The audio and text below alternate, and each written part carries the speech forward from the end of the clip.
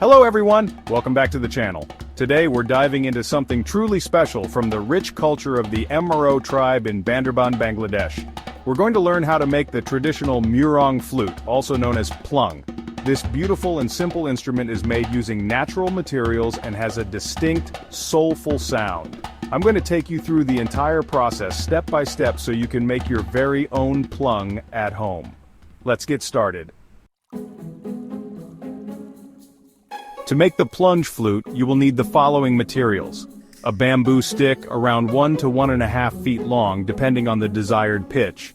A knife or sharp tool to carve the bamboo. Measuring tape or ruler for precision. A small awl or something pointed for making holes.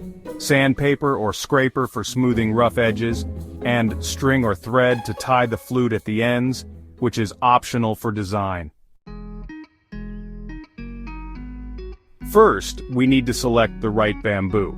The MRO tribe typically uses natural bamboo from the forests of Bandarban. Look for a straight, healthy bamboo stick that's not too thick.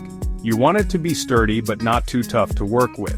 If you can find one that's a little hollow inside, that's perfect. Once you have your bamboo, use a knife or sharp tool to cut it down to the desired length. The length of the flute will determine the pitch of the sound. Typically, a shorter flute gives a higher pitch while a longer flute gives a lower, deeper tone. The ideal length is about 1 to 1.5 feet for a traditional plung. Now it's time to carve the bamboo. Carefully remove the outer skin of the bamboo using your knife or scraper, revealing the smooth inner part. Be careful not to cut too deep.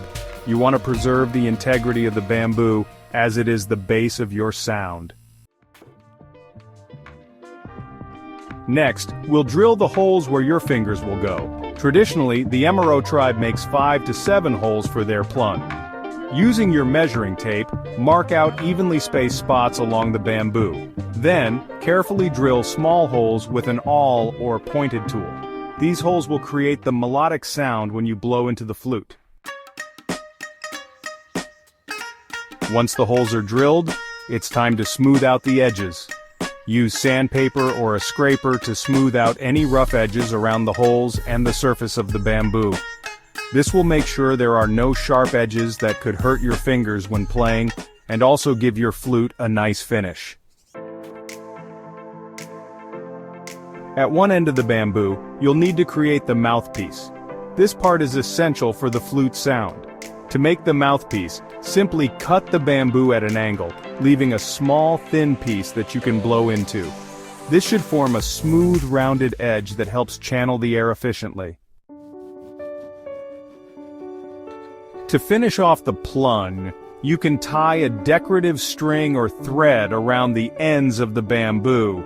This is an optional step, but it's a great way to add your personal touch or make the flute look even more beautiful, just like the traditional MRO style.